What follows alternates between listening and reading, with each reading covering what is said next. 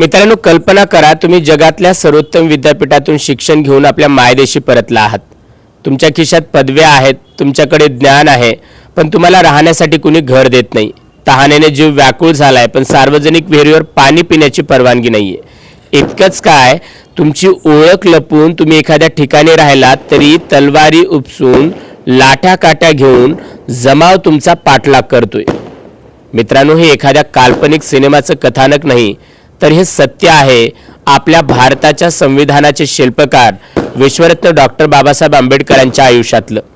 आज आपण एका अशा पुस्तकाचा उलगडा करणार आहोत ज्याचं नाव आहे वेटिंग फॉर ए विजा। पण बाबासाहेबांनी या पुस्तकाला असं नाव का दिलं असेल? आपल्या देशात त्यांना कोणता विजा हवा होता हे जाणून घेण्यासाठी हा व्हिडिओ शेवटपर्यंत नक्की पहा, कारण शेवटचा प्रसंग तुमची विचार करण्याची पद्धत बदलून टाकेल। मित्रांनो, विजा म्हणजे दुसऱ्या देशात जाण्यासाठी लागणारी अधिकृत परवानगी। मग प्रश्न पडतो की बाबासाहेबांना स्वतःच्या देशात स्वतःच्याच लोकांकडे विजा का मागावा लागला?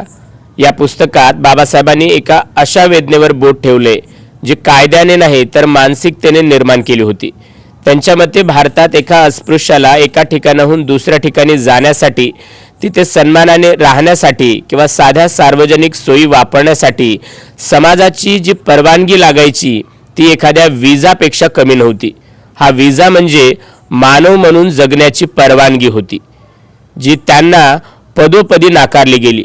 या पुस्तकाचे 20 पाने वाचली तर डोळ्यात पाणी येतं, कारण हे केवळ पुस्तक नाही तर ही विश्वरत्न डॉक्टर बाबासाहेब आंबेडकरांच्या रक्ताने आणि अश्रूंनी लिहिलेली डायरी आहे।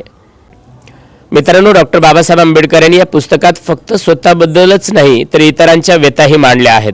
एका प्रसंगात एका अस्पृश्य महिलेची प्रसूतीनंतर तब्येत बिघडली। डॉक्टरला बोलवलं, पण त्या हिंदू डॉक्टरांनी तिला शिवण्यास नकार दिला। लांबून थर्मामीटर लावून तपासलं, योग्य उपचार न मिळाल्यामुळे त्या मातेचा मृत्यू झाला। दुसरीकडे एक तरुण सरकारी नोकरीत तलाठी बनून गेला होता।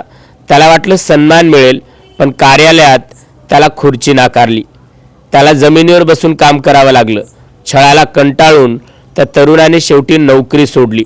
शिक्षण आणि नोकरी असूनही जातीचा विजा त्यांना समाजात प्रवेश देऊ शकला नाही। मित्रांनो, वेटिंग फॉर ए विजा हे पुस्तक वाचताना आपल्याला जाणीव होते की विश्वरत्न डॉक्टर बाबासाहेब आंबेडकरांनी जे संविधान नावाचा विजा आपल्याला दिला तो मिळवण्यासाठी त्यांनी स्वतः किती अपमान सोसले आहेत।